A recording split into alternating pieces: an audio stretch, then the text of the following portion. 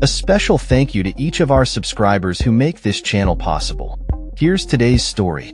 In a significant turn of events, a judge dismissed the Georgia election interference case against former President Donald Trump and several co-defendants on Wednesday. This decision marks the end of the last major legal effort to hold Trump accountable for his attempts to overturn the results of the 2020 presidential election. The case, which had been under the purview of Fulton County District Attorney Fani Willis, was handed over to Pete Skandalakis, the executive director of the Prosecuting Attorneys Council of Georgia, who announced he would not pursue the charges against the former president.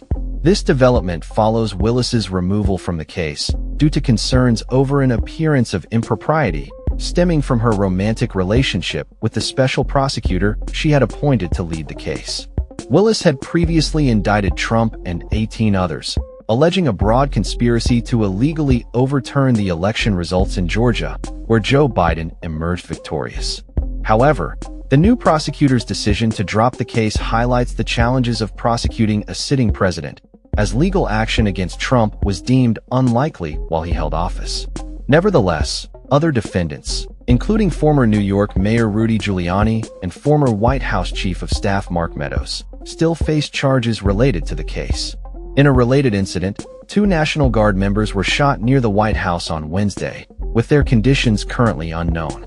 Emergency responders rushed to the scene as law enforcement agencies, including the Metropolitan Police Department, confirmed they were investigating the shooting.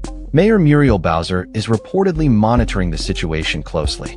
At the time of the incident, President Trump was at his golf course in West Palm Beach, Florida.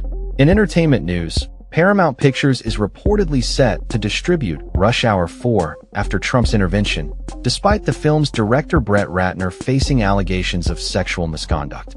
The decision comes as Hollywood had previously distanced itself from Ratner following the #MeToo movement, where multiple women accused him of harassment.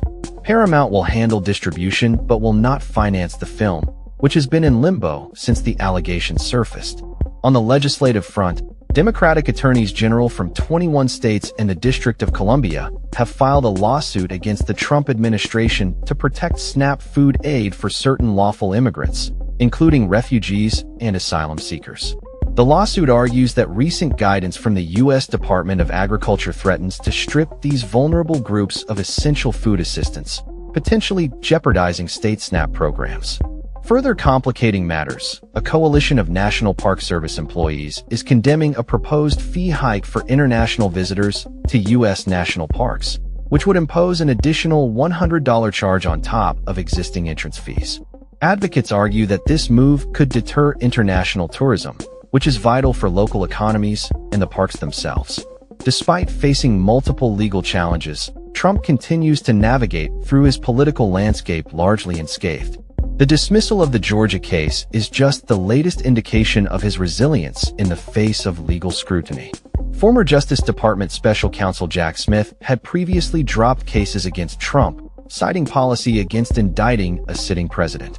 While Trump faced felony charges in New York related to hush money payments, he received an unconditional discharge, avoiding any penalties. In another development, U.S. Special Envoy Steve Witkoff is scheduled to visit Moscow next week as discussions regarding the ongoing war in Ukraine gain momentum. Although Kremlin officials have not officially received a U.S. peace proposal, back-channel communications indicate that negotiations are progressing.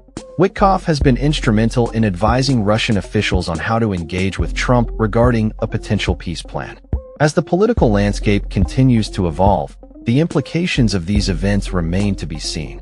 Trump's ability to evade serious repercussions from legal challenges raises questions about accountability and the rule of law in the United States. Meanwhile, the ongoing discussions around international relations and domestic policies highlight the complexities of governance in a polarized environment. That's all for this story. We upload videos every day covering many different subjects, so hit that subscribe button to stay informed. Thanks for watching.